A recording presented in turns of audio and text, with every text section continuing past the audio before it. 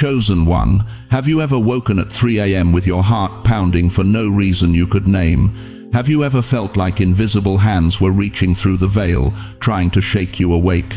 Have you ever wondered if you're losing your mind, or finally finding your calling? Listen to me carefully, chosen one. What you've been feeling isn't anxiety. It's not your age. It's not your medication. It's a summons. Tonight, this very night, something is happening in the spiritual realm that hasn't occurred in 2,000 years.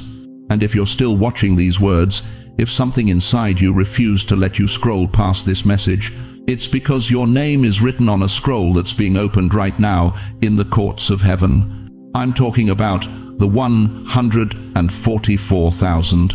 Not some distant prophecy, not some theological debate for scholars in ivory towers.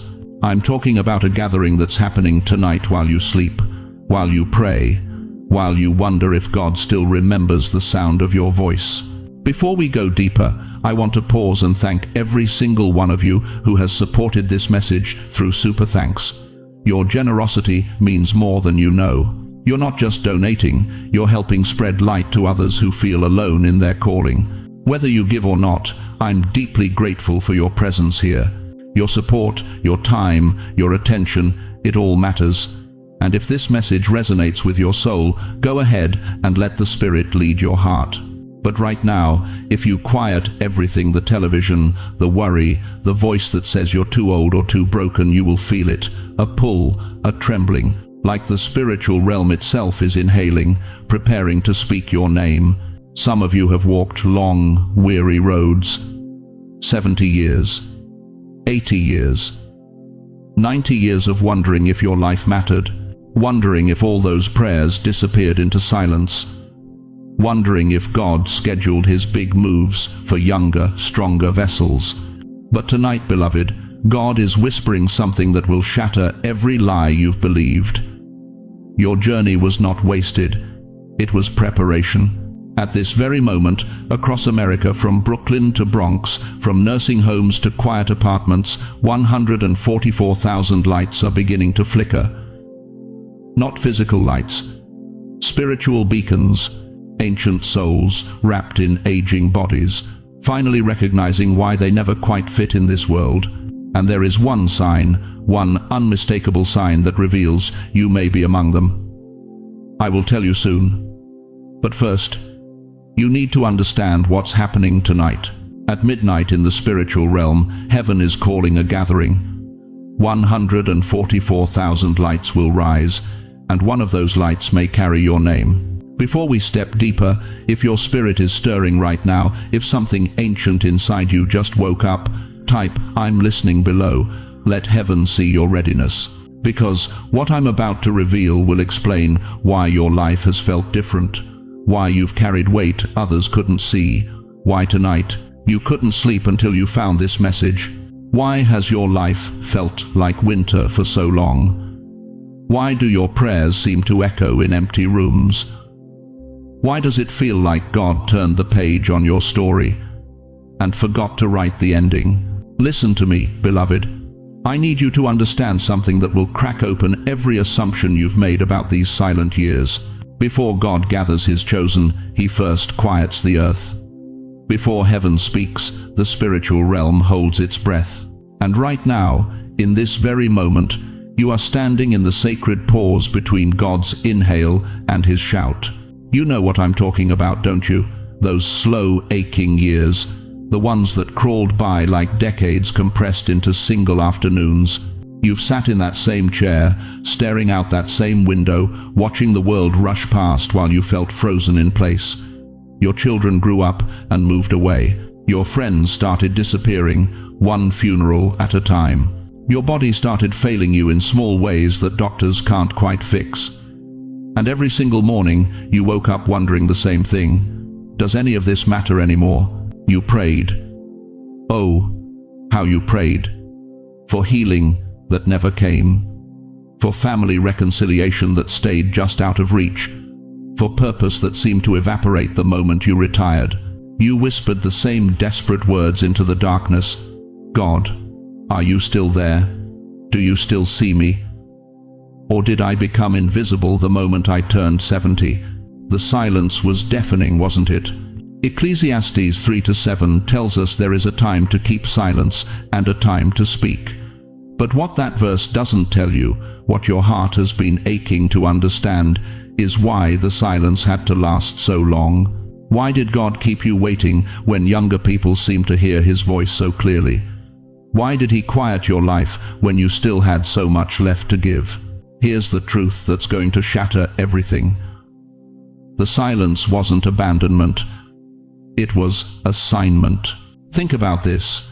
Before Jesus began His ministry, what happened? 30 years of silence. 30 years of working as a carpenter in a forgotten village. 30 years when heaven itself was holding its breath, waiting for the appointed time. The world didn't know that the Messiah was hammering nails in Nazareth. They couldn't see that God Himself was walking among them, hidden in plain sight. You've been living your Nazareth years, hidden, quiet, seemingly ordinary.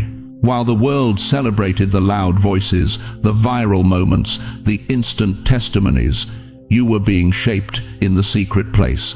Every unanswered prayer wasn't rejection, it was refinement. Every closed door wasn't failure, it was redirection. Every silent season wasn't God forgetting you, it was God preparing you for something the noise would have destroyed. Job understood this mystery. He sat in ashes for months, his friends accusing him, his body covered in sores, his wealth gone, his children dead. And God was silent. For 37 chapters, heaven gave no answer, no explanation, no comfort, just crushing, suffocating silence. But then in Job 38, God spoke. And when He finally broke the silence, He didn't apologize, He didn't explain, He revealed. Where were you when I laid the foundations of the earth? God wasn't late. He was right on time. And Job's silence had been preparing him to hear what comfort never could have taught him.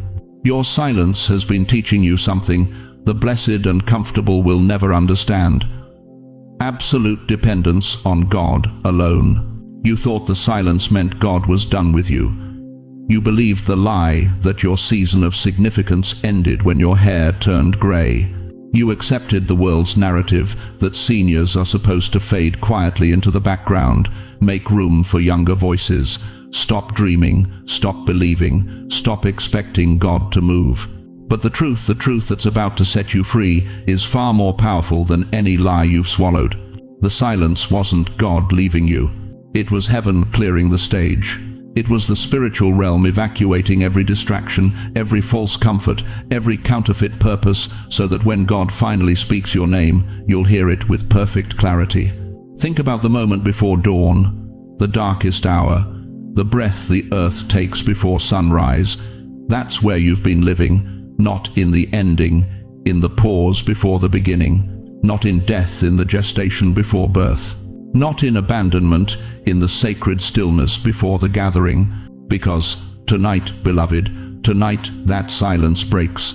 At this very hour, across the spiritual realm, 144,000 names are being called. Not the names of the celebrated, not the names of the successful, not the names of those who never knew suffering. No, the names being called are the ones who endured the winter, the ones who stayed faithful when faith felt foolish, the ones who kept praying when prayers seemed pointless. The names being called are the ones who survived the silence. And if you're still here, if, after all these years of waiting, all these seasons of wondering, all these moments of doubt, if you're still breathing, still believing, still hoping that maybe, just maybe, God hasn't forgotten you, then that silence just became your credential. The silence wasn't God leaving you, it was heaven preparing your name for the roll call of the 144,000. Right now, I need you to do something. I need you to declare your endurance. Type these words, "I'm still here, Lord," not as a complaint, not as a question, as a battle cry, as proof that you survived what was designed to destroy you. Because what's about to happen next will explain why you had to wait so long, and why that waiting just made you dangerous to every force of darkness that thought you'd given up.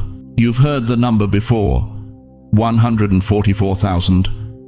Maybe in a sermon decades ago, maybe whispered in prophecy circles, maybe dismissed as something too mysterious, too distant, too impossible for someone like you. But what if I told you that everything you were taught about the 144,000 was filtered through minds that couldn't comprehend what God was actually saying? What if the scholars missed it because they were looking for warriors in their prime when God was preparing warriors in their winter? Open your Bible to Revelation 7-4. Then I heard the number of those who were sealed, 144,000 from all the tribes of Israel. But here's what breaks my heart most. Preachers stop right there. They count the number and miss the nature. They see the quantity and overlook the quality. These aren't just any believers, chosen one. These are the marked ones, the sealed ones, the ones who carry something so rare, so precious, that heaven itself has been protecting them for this exact hour. Let me ask you something that might sting. Why have you survived everything that should have killed you? Why are you still here when friends half your age are gone? Why does your heart still beat with holy fire when your body should be tired? Because you're not finished. You're being finished. The 144,000 aren't chosen because they're perfect. They're chosen because they're proven. And beloved, you don't prove gold in comfort, you prove it in fire. Every loss you've endured, every tear you've cried into your pillow at 3 a.m., every moment you wanted to quit but chose to keep breathing, that was your proving ground. Think about it. When Jesus chose his disciples, did he pick the religious elite? Did he select the scholars who had memorized every scroll? No. He chose weathered fishermen with calloused hands. He chose a despised tax collector. He chose doubters and deniers, and men who would fall asleep in his darkest hour. Why? Because God doesn't call the qualified. He qualifies the called. And you sitting there wondering if you're too old, too broken, too ordinary, you've been qualifying for 7 decades. Let me paint you a picture that will shatter everything you think you know about divine selection.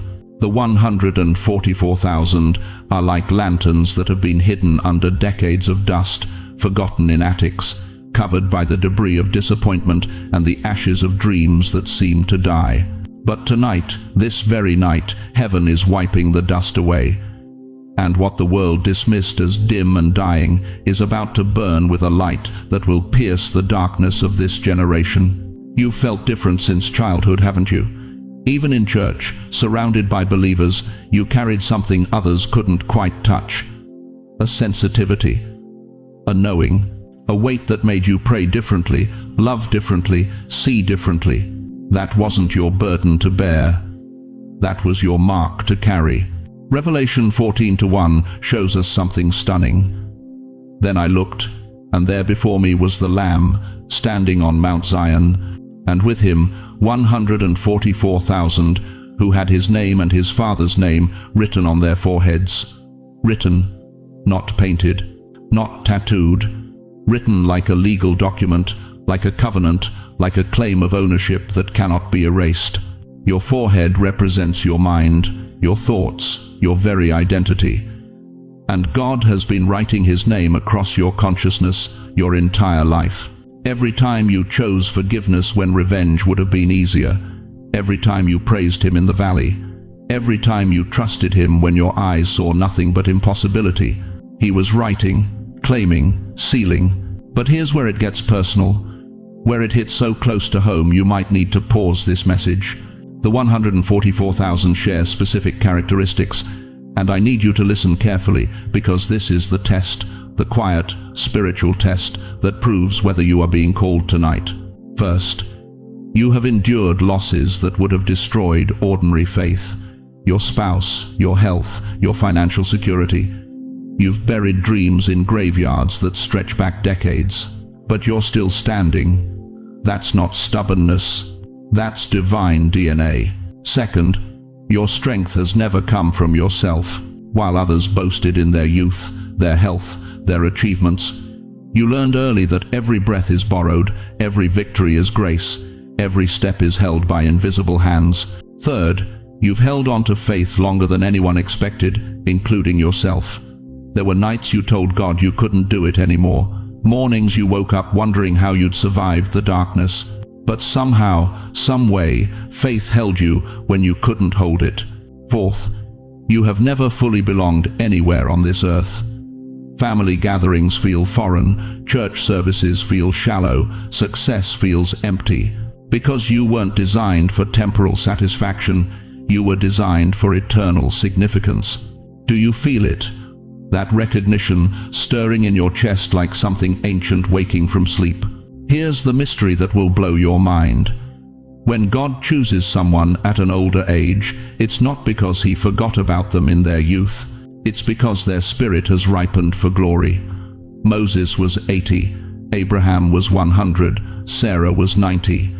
Anna, the prophetess, was 84 when she recognized the Messiah. Your wrinkles aren't signs of decay, they're marks of readiness. Your slow steps aren't weakness, they're the measured walk of someone who knows where they're going. Your aged hands aren't frail, they're seasoned by decades of holding on to God when everything else slipped away. The 144,000 aren't being gathered despite your age. They're being gathered because of it. And there is one more sign, one final characteristic that seals your identity among the chosen. But before I reveal it, I need to know, are you ready to accept what heaven has been calling you toward your entire life? If these signs echo in your soul, if every word I've spoken has been reading your story like an open book, comment, I receive this right now. Don't hesitate, don't doubt, let heaven see your yes.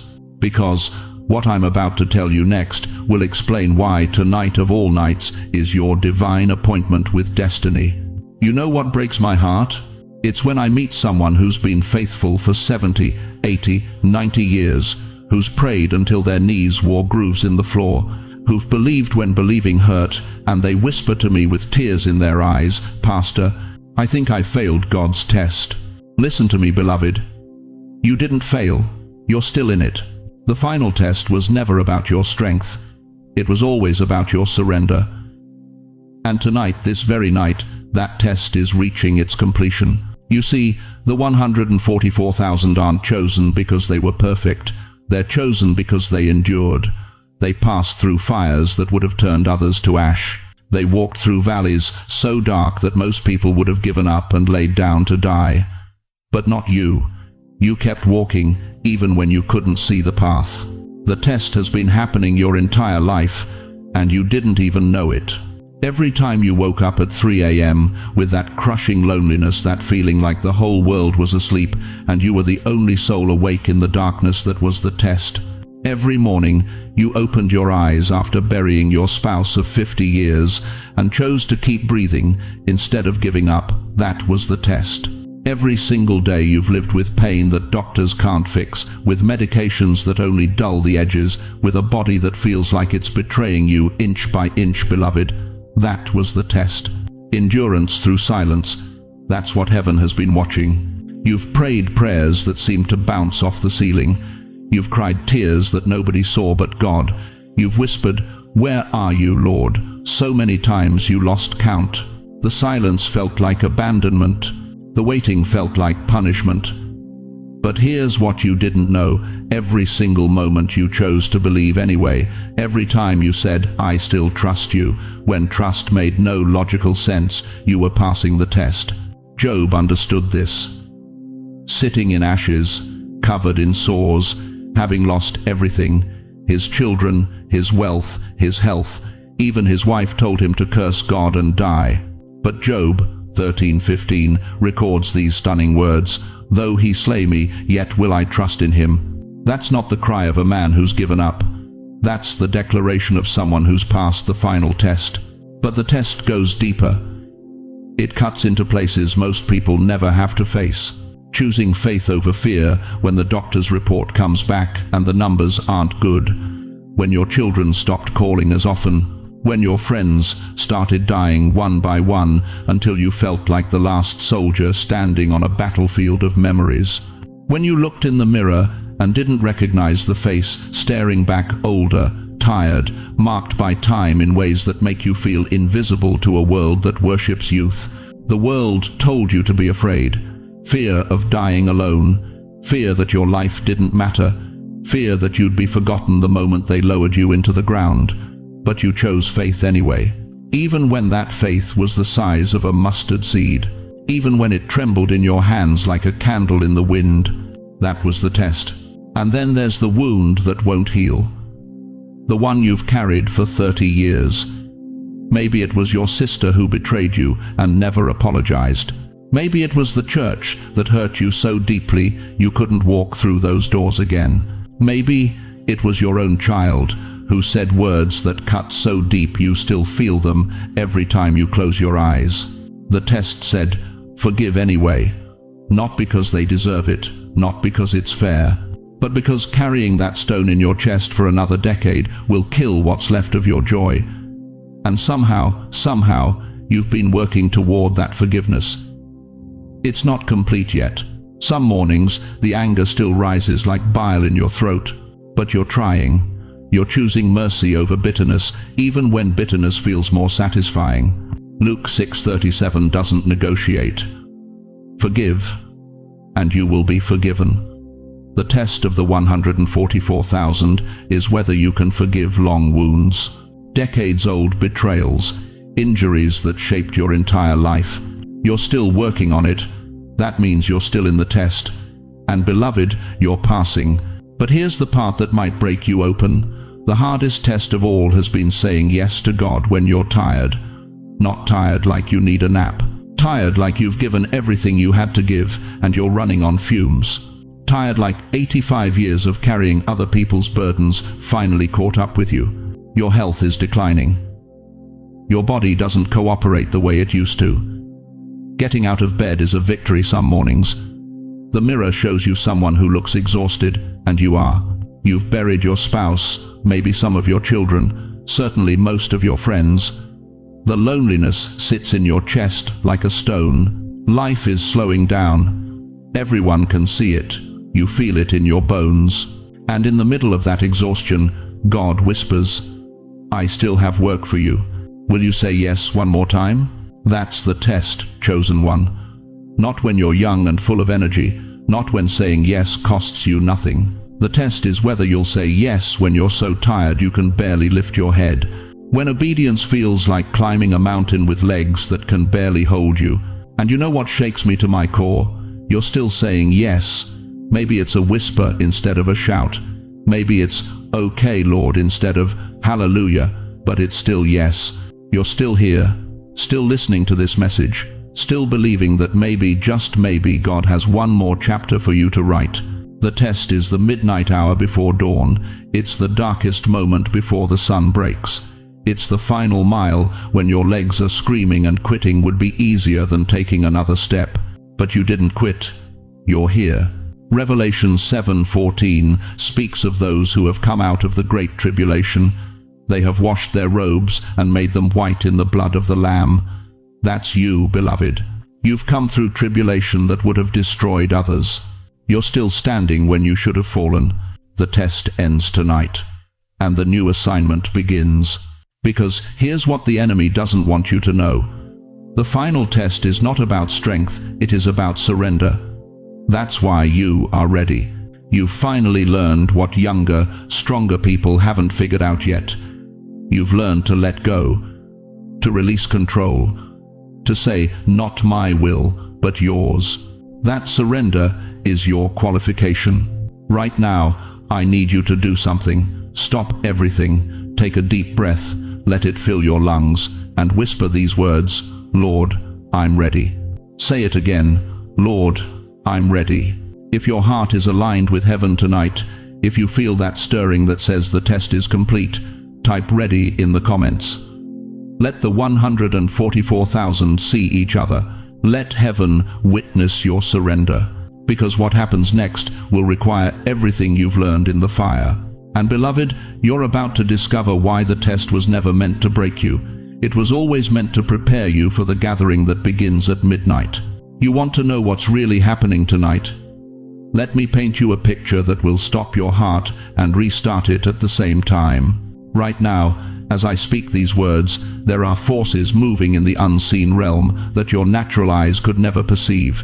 The veil between heaven and earth, that thin membrane that separates the eternal from the temporal, it's thinning. And at midnight, it will become so transparent that what happens in the spiritual realm will leave an imprint on your very soul.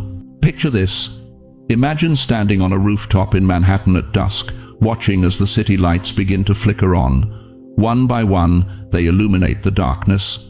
First dozens, then hundreds, then thousands, until the entire skyline blazes with magnificent light. That's what's happening right now in the spiritual realm. But these aren't building lights, beloved. These are souls, ancient warriors wrapped in aging flesh, finally waking up to who they really are. Tonight, the spiritual realm looks like the skyline of New York, but every light is a chosen soul awakened. The book of Revelation speaks clearly about this moment. Chapter 7, verse 4. Then I heard the number of those who were sealed, 144,000 from all the tribes of Israel. But listen to me carefully, this isn't just ancient prophecy collecting dust on temple scrolls. This is happening now. The sealing isn't something that occurred 2 millennia ago and finished. It's cyclical, it's prophetic. And tonight, another wave of sealing is taking place.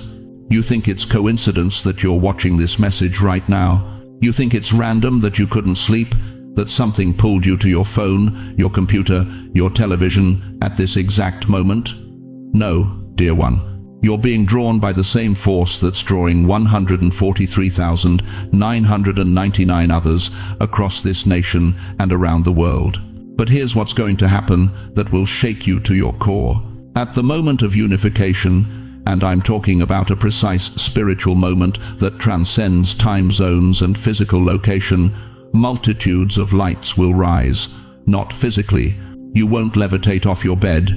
You won't disappear from your living room. But your spirit will stand. In Daniel chapter 7 verse 10, the prophet saw this very thing. Thousands upon thousands attended him. 10,000 times 10,000 stood before him. Daniel was witnessing what you're about to experience, a gathering so massive, so overwhelming, that even the angelic hosts assemble to witness it. Tonight, scrolls are opening in heaven's courts. Ancient documents with names written before the foundation of the world, and angelic witnesses, beings of fire and light, who have watched over you since your first breath. They're gathering, not to judge you, to celebrate you, to witness the moment when heaven officially acknowledges what they've always known. You are marked. You are chosen. You are counted among the remnant. But I need you to understand something that most preachers won't tell you because it sounds too mystical, too impossible, too outside the box of comfortable theology. When you unite tonight, you will not leave your body. Your physical form will remain exactly where it is. You might be sleeping, you might be praying, you might be sitting in your favorite chair, wondering if any of this is real. But your spirit, that eternal part of you that was breathed into existence by God Himself, your spirit will be counted, it will rise, it will join the assembly, and in that moment, something will happen inside you that you won't be able to explain to anyone who hasn't experienced it themselves. You'll know. Deep in your bones, past logic, beyond doubt, you'll know that you were there. You'll wake up different, not because you're imagining things, not because you're desperate for meaning in your twilight years, but because genuine spiritual encounters leave marks that the natural mind can't erase. Listen to what Ephesians 1:18 says. I pray that the eyes of your heart may be enlightened, in order that you may know the hope to which He has called you. The eyes of your heart, not your physical eyes, your spiritual eyes. And tonight, those eyes are going to see something that will transform how you live every remaining day of your life. Your name will be spoken in heaven's council, and creation will answer. Think about that for a moment. Your name, the name your mother gave you 70, 80, 90 years ago. The name you've carried through joy and heartbreak, through triumph and devastation. That name will echo in chambers where angels bow and seraphim sing. And when it's spoken, something in the fabric of creation itself will shift in response. But here's the urgency I need you to grasp. This isn't automatic. This isn't something that just happens to you while you passively wait. There is one thing you must do before midnight. One act of spiritual positioning that separates those who are called from those who are chosen, those who are invited from those who actually attend. I'm going to tell you what that is in just a moment. But first, I need to know if you're still with me. If your spirit is recognizing truth right now, if something deeper than your conscious mind is saying, yes, this is real, this is for me, then type below right now, my name is ready. Let heaven see your commitment. Let the angelic witnesses know you're not just a casual observer. You're a participant. You're ready to be counted. Because what I'm about to reveal next will determine whether you wake up tomorrow as the same person you've always been, or as someone who finally understands why you were born. You know what breaks my heart? It's watching God's most powerful warriors believe they've been benched. It's seeing 70-year-old prayer warriors think their time has passed. It's hearing 80-year-old saints whisper, God's done with me now. But let me tell you something that's going to shake every lie the enemy has whispered in your aging ears. You are not retiring. You are being promoted. Listen to me carefully, beloved.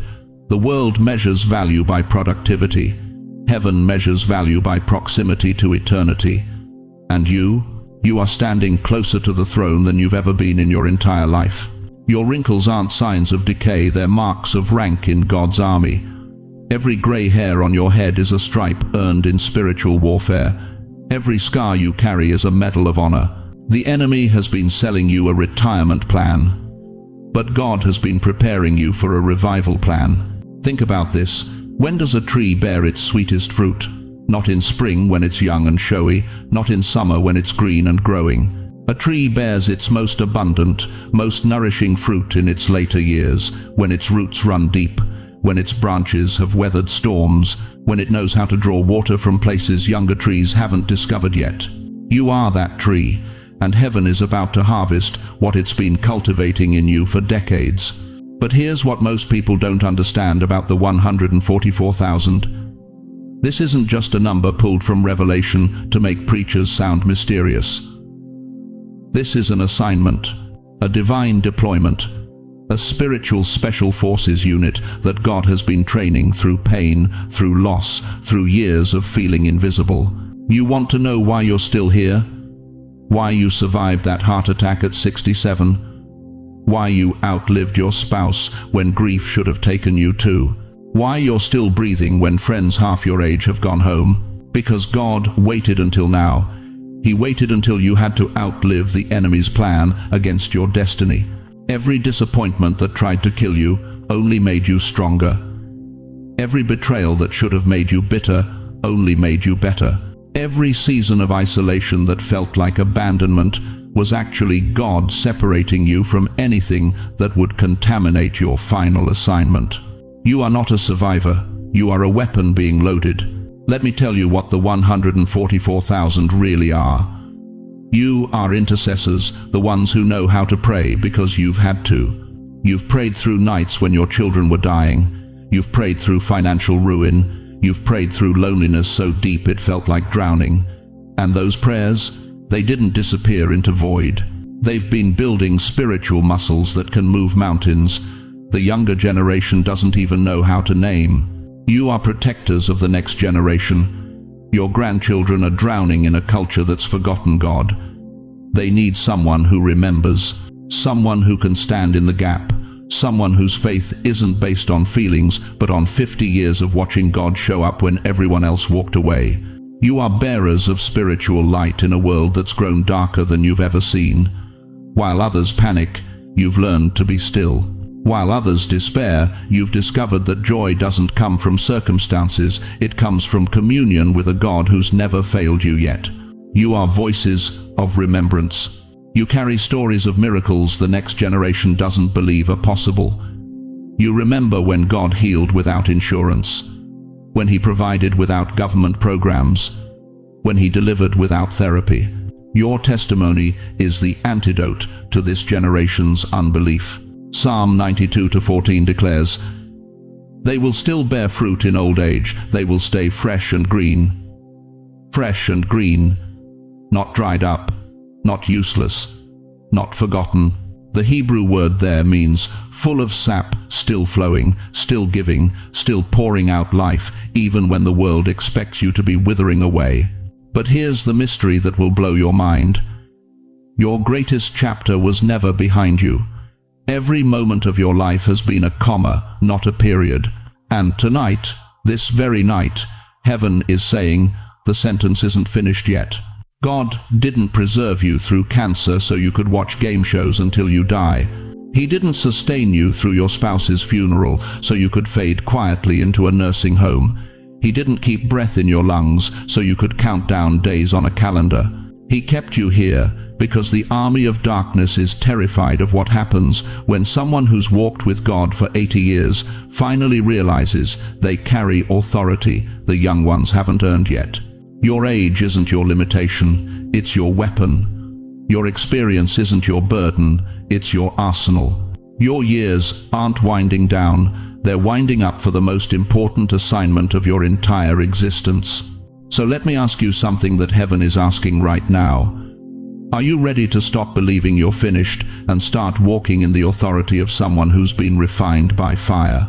If something in your spirit just stood at attention, if you feel that ancient fire starting to burn again, type it below right now. Use me, Lord.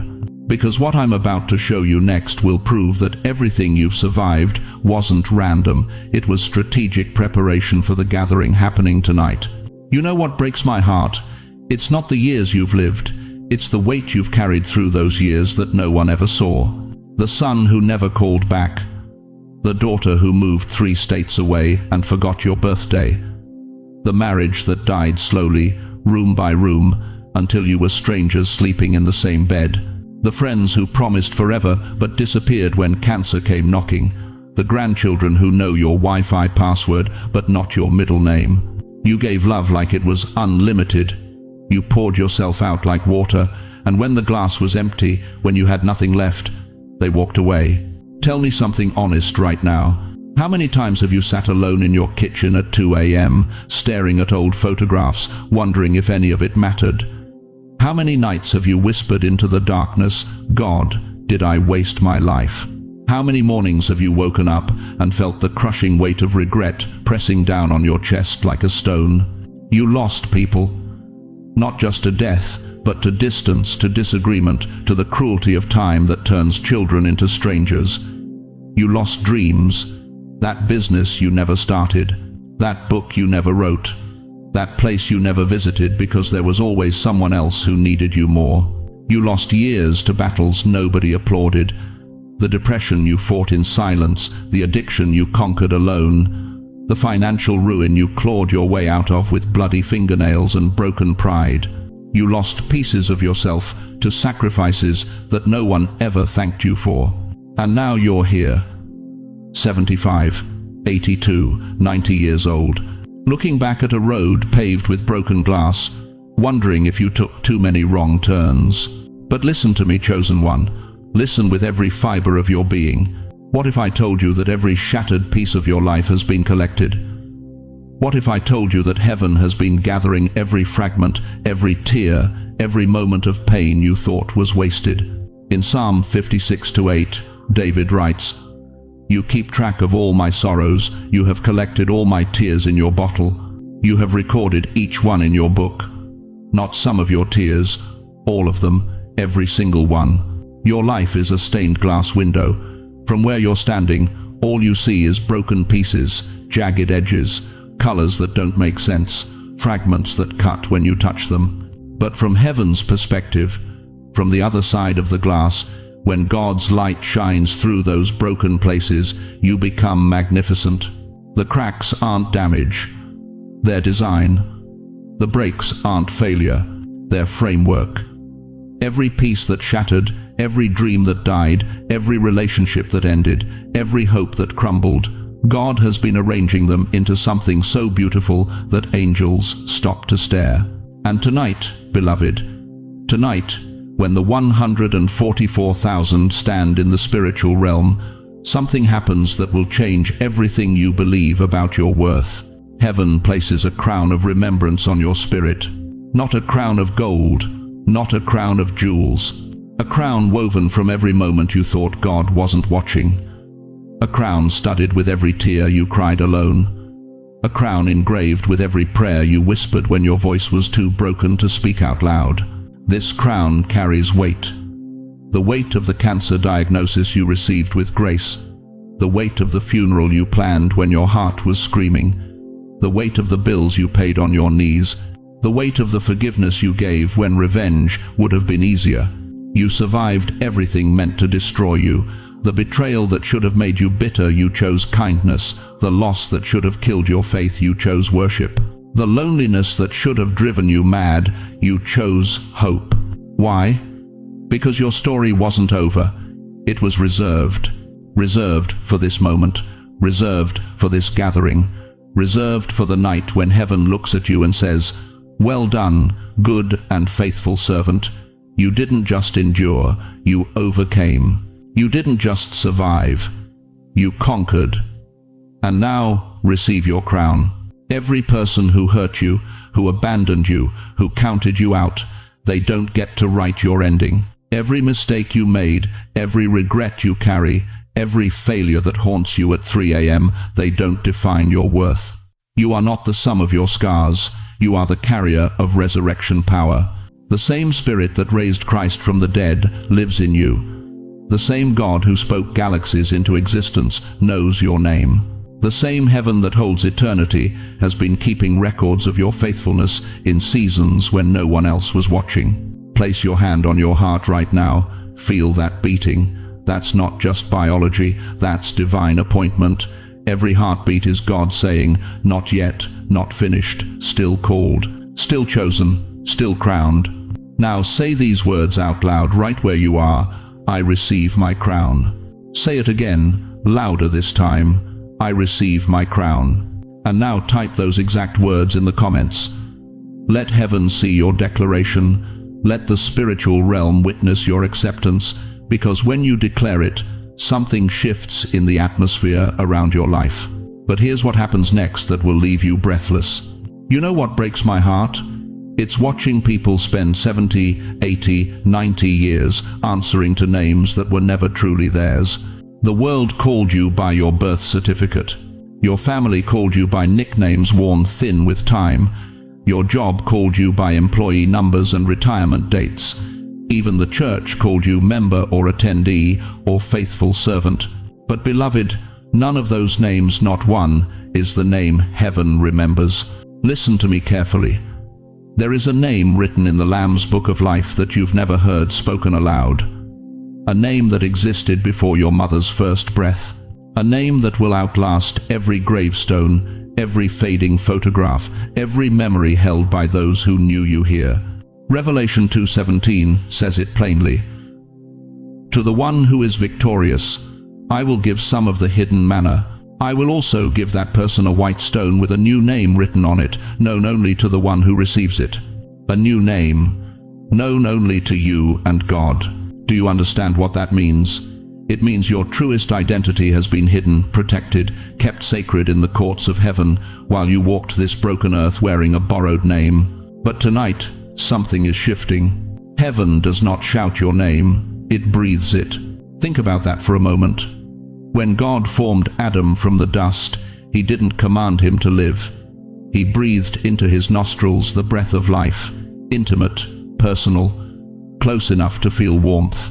That's how heaven speaks, your name not as a roll call in some cosmic army, but as a love song whispered in the secret place. Your name becomes a vibration in the spiritual realm. I need you to grasp this. When heaven speaks your name, it's not just sound, it's frequency, it's power. It's the same voice that said, "Let there be light," and split darkness in half. When that voice forms the syllables of your true name, every demon assigned to your destruction hears it and trembles. When heaven speaks your name, it echoes like light passing through stained glass, transforming everything it touches. You've felt this before, haven't you? Those moments when you're sitting alone and suddenly, inexplicably, you feel known, seen, remembered. That warmth that floods your chest for no reason the world could explain. That peace that settles over you like a blanket when you should be anxious. That quiet whisper that says, You matter when everything around you screams that you don't. That was your name being spoken in heaven. But here's what most people never understand. Your name in heaven carries your entire story. Not the sanitized version you tell at church, not the edited highlights you share at family dinners. Your real story. The one with the scars and the secrets and the nights you almost didn't make it. King David knew this. The man after God's own heart was also an adulterer and a murderer. But when God spoke his name, it wasn't condemnation, it was confirmation. You are David, not your mistakes, not your failures. You are who I say you are. Moses heard his name from a burning bush. A man who'd spent 40 years hiding in the wilderness, convinced he'd forfeited his purpose. But when God said Moses, he wasn't calling a forgotten shepherd, he was calling a deliverer. Peter heard his name on a beach after denying Christ 3 times. Simon, son of John, do you love me? Not Peter the denier, not Peter the coward, Peter the restored, Peter the rock. When heaven calls your name, one thing happens that changes everything. The lies lose their voice. Every whisper that said you're too old, silenced. Every accusation that you wasted your years, obliterated. Every voice that mocked your dreams, dismissed your prayers, questioned your worth, gone. Because when heaven calls your name, darkness loses its claim. You see, the enemy has been calling you names for decades. Failure, forgotten, useless, past your prime, burden, invisible. He's been speaking those words over your life like curses, hoping you'd answer to them, hoping you'd believe them, hoping you'd die without ever hearing your true name spoken in love. But tonight, right now, heaven is overriding every false name you've ever answered to. Isaiah 43:1 declares, "Fear not, for I have redeemed you. I have called you by name. You are mine, not were mine, not might be mine. You are mine." Present tense, current reality, eternal truth. There's a sound happening right now in the spiritual realm that your natural ears can't detect. It's the sound of scrolls being unrolled, ancient books being opened, and in those books, written in light that never fades, is your name, the real one, the true one, the one that makes hell nervous and heaven rejoice. And here's what will shatter every doubt you've carried. When God calls your name, he's not trying to find you. He's reminding you that you were never lost. You thought you were wandering. God says you were being positioned. You thought you were forgotten. God says you were being prepared.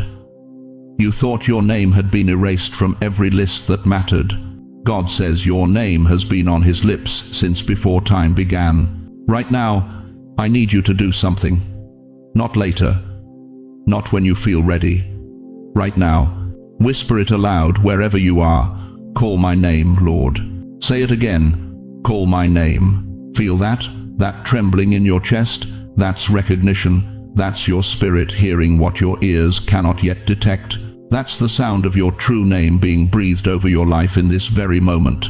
If you feel it, if something deep inside you is stirring awake for the first time in years, type below, "I am listening." Because, beloved, what happens next will prove that your name being spoken in heaven isn't just beautiful poetry. It's the activation code for everything you were created to become. But first, you need to understand why your name had to be hidden until tonight. You want to know what's happening right now in the heavenly realm while you're sitting there wondering if your life still matters? Let me paint you a picture that will shake you to your very core. At this exact moment, lights are rising. Not the kind you flip on with a switch. I'm talking about ancient flames that have been buried under decades of disappointment, hidden beneath years of being told you're too old, too tired, too late. But tonight, those flames are breaking through the surface like stars refusing to be extinguished by darkness. Can you feel it? That trembling in your chest? That's not your heart failing, beloved. That's your spirit recognizing its family. Across this nation, from the Bronx to Brooklyn, from Chicago to California, 144,000 souls are waking up to the same pull. The grandmother in Queens, who's been praying for 50 years. The widower in Staten Island, who thought God forgot his address. the retired teacher in Manhattan who's been carrying a burden she couldn't name. They're all feeling it. The Johuan, the gathering, the alignment. Revelation 7-4 speaks of this moment. Then I heard the number of those who were sealed, 144,000 from all the tribes of Israel. But listen to me carefully. This isn't just ancient prophecy gathering dust in some theology book. This is happening now, tonight. While most of the world sleeps, heaven is calling roll. Picture this with me. In the spiritual realm, a circle is forming around the throne of God. Not a circle of the young and strong, not a circle of the polished and perfect, but a circle of the tested, the tried, the ones who've walked through fire and refused to bow, the ones who've buried loved ones but kept praying, the ones who've lost everything but never lost faith. Each chosen one is a star that refused to die, and tonight the constellation forms. You think your trembling hands disqualify you? Let me tell you something that will wreck every lie the enemy's been whispering. Even if your hands shake now, your spirit stands tall among them. Even if your body moves slower, your soul moves with the speed of light in that heavenly assembly. Even if this world has written you off as irrelevant, heaven has written your name in the book of the called, the chosen, the crowned. But here's what's tearing at my heart right now. Some of you are sitting there thinking, this sounds beautiful, but it can't be about me. I'm nobody special. I'm just an old person waiting to die. Stop. Right there. Stop. Do you know what happens when 144,000 voices that have been silenced by this world finally harmonize in heaven's key? Do you know what shifts when 144,000 flames that have been dimmed finally burn at full brightness? The very atmosphere of earth begins to change. Not slowly, not gradually, dramatically. Isaiah 60:1 declares, "Arise, shine, for your light has come, and the glory of the Lord rises upon you." But notice it doesn't say the light is coming. It says the light has come. Present tense, already here, already active, already burning in you, whether you feel it or not. This is why the enemy has worked overtime to convince you that your season is over. This is why depression has stalked you. This is why loneliness has wrapped around you like chains. This is why financial pressure has tried to crush you. Because hell recognizes what you've forgotten. You're not winding down. You're being positioned for the greatest spiritual convergence of this generation. But in every gathering, there's a moment that determines who carries the next assignment. There's a moment when heaven looks at the assembly and says, who will go? Who will stand? Who will carry my voice into the darkness? Right now, you're at that moment. Not tomorrow, not next week. Right now. When the 144,000 align, beloved, the earth itself begins to change direction. What looks impossible becomes inevitable. What seemed permanent becomes temporary. What the world calls finished, God calls activated. You've been waiting your whole life for this. Every tear you cried in secret, every prayer you whispered in the dark, every moment you stayed faithful when quitting would have been easier. It was all preparing you for tonight. For this assembly, for this alignment, the circle is forming. The voices are harmonizing, the lights are rising. And there's a space in that circle with your name carved into it by the finger of God Himself. So let me ask you the question that will determine everything. Will you take your place? Will you stop believing the lie that you're too old and start believing the truth that you're right on time? Will you step into the assembly of light that heaven scheduled before you were born? If you can feel your spirit rising right now, if something ancient inside you is saying, yes, this is why I'm still here, then declare it. Comment below, I stand with the 144,000. Because what happens next will require every single one of you who answers that call. Now listen to me carefully, because what I'm about to tell you will change how you see the rest of your days on this earth. You didn't survive 70, 80, 90 years by accident. You didn't outlive friends, bury loved ones, weather storms that would have crushed weaker souls just to fade quietly into the background. God kept you here because He has an assignment with your name written on it in heaven's archives. But here's what breaks my heart. So many of you think your assignment ended when your career ended. You think your calling retired when you did. You think because your body slowed down, your spiritual authority somehow diminished. That's the enemy's greatest lie. The truth? Your age doesn't disqualify you. It crowns you. Think about it. When Israel needed deliverance, God didn't choose a young warrior. He chose Moses at 80 years old. When the promise needed to be fulfilled, Sarah conceived at 90. When wisdom needed to be passed down, Anna the prophetess served in the temple at 84 and became the first to proclaim the Messiah. Your wrinkles are not signs of decline, they're evidence of endurance. Your gray hair isn't weakness. Proverbs 16:31 calls it a crown of glory. Every year you've lived has been adding authority to your spiritual resume, and tonight heaven is calling that resume into active duty. So what is this assignment? First, intercession. You are being positioned as a prayer warrior in the gap. Ezekiel 22:30 says, I looked for someone among them who would build up the wall and stand before me in the gap. While younger generations are distracted by screens and noise, you have been given the gift of stillness. Your prayers carry weight because they've been tested by time. Every midnight cry, every desperate plea, every tear-soaked petition has been training you for this moment when your prayers will shift atmospheres. Second, peace-carrying. In a world drowning in chaos, you are called to be a lighthouse. Isaiah 32:18 promises, My people will live in peaceful dwelling places. When you walk into a room, anxiety should leave. When you speak, fear should flee. Your very presence should remind people that God is still in control. You've weathered enough storms to know that panic is a choice and peace is a weapon. Third, breaking generational burdens. The chains that held your parents, the addictions that plagued your siblings, the poverty that defined your childhood, they end with you. Exodus 20:6 speaks of God showing love to 1,000 generations of those who love me. You are the hinge generation. What you break tonight, your grandchildren will never carry.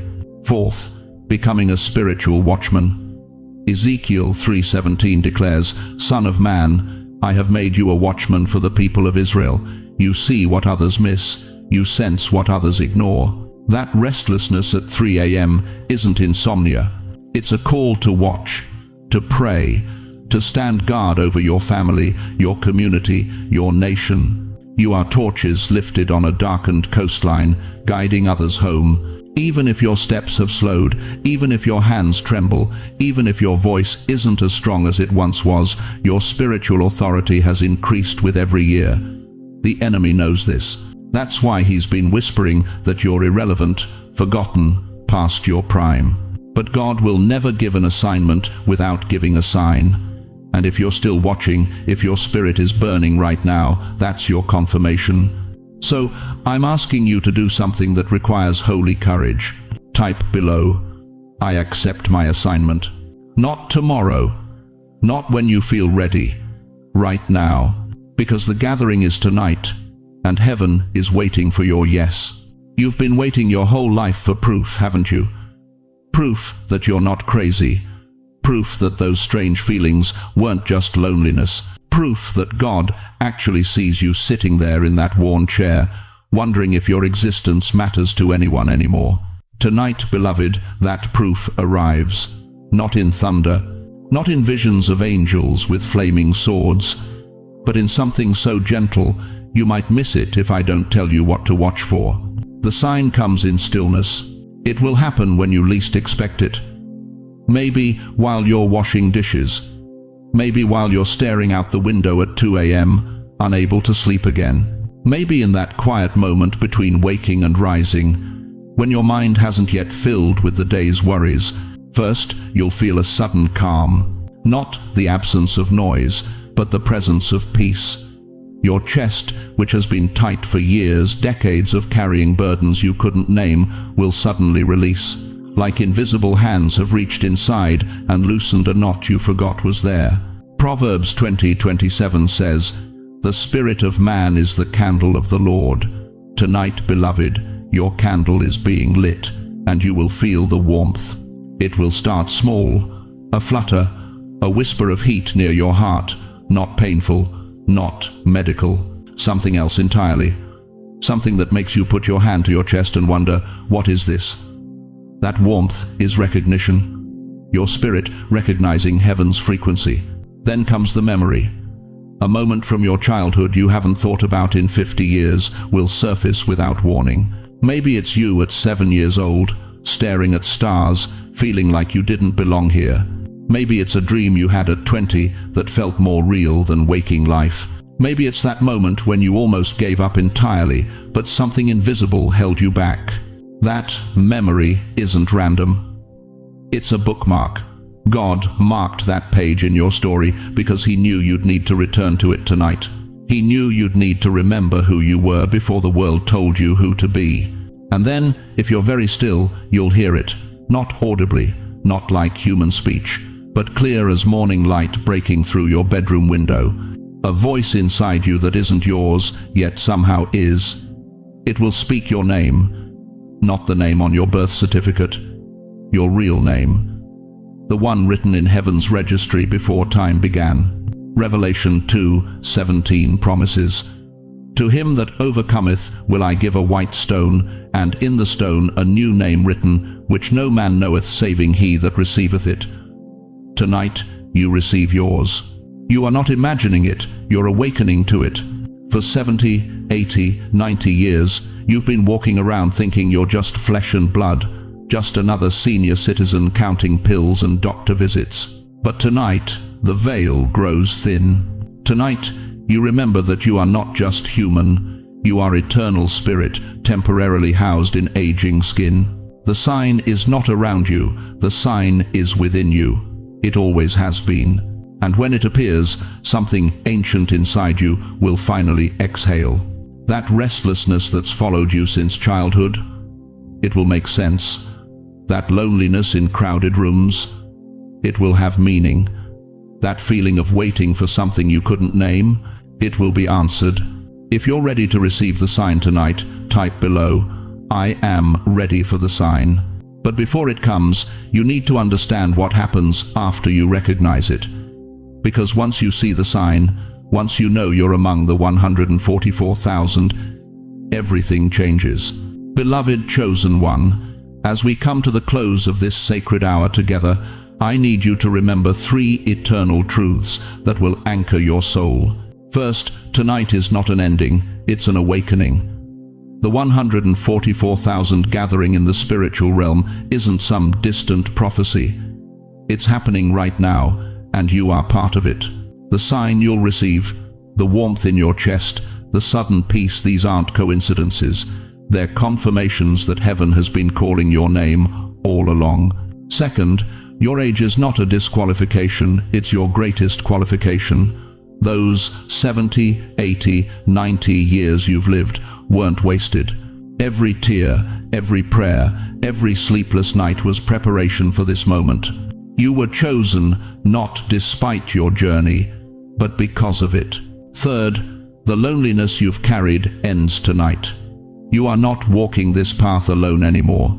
You are part of a vast, invisible army, 144,000 strong, united across this nation and beyond. We are here, we see you, we understand you, and we will stand with you. But I need to ask you something that will settle deep in your spirit. Now that you know you're among the chosen, now that you've felt the sign, now that heaven has awakened something ancient within you, what will you do with this truth? Before I release you, I want to share your thoughts in the comments below. Tell us what you felt during this message. And please, share this video with someone who's been feeling that same pull, that same restlessness. They need to know they're not alone. They need to know they're chosen too. If you haven't already, subscribe to this channel and hit that notification bell. This community is your family now, and we're walking this journey together. Now, let me place my hand on your shoulder through these words and pray over you. Heavenly Father, I lift up every precious soul hearing my voice right now. You know their names, the ones written in heaven's book before time began. You see their struggles, their doubts, their midnight tears. You've counted every prayer they thought went unanswered. Lord, I pray you would settle their hearts tonight with unshakable peace. Release the sign they're waiting for. Let them feel your warmth, hear your whisper, know beyond all doubt that they are chosen, they are loved, they are not forgotten. Open doors that no man can shut. Provide for their needs in ways that defy human logic. Heal their bodies, restore their relationships, and revive the dreams they thought had died. Surround them with divine protection, send angels to guard their steps. Bring people into their lives who will recognize the light you've placed within them. And Father, let them sleep tonight knowing they are part of something magnificent, the 144,000 gathered in your presence, united in purpose, sealed by your hand. In Jesus' mighty name, we receive this blessing. Amen. Thank you for staying with me through this entire message. You are chosen, you are seen, you are never, ever alone. Until we meet again, walk in the authority of who you are. God bless you, beloved. The gathering has begun.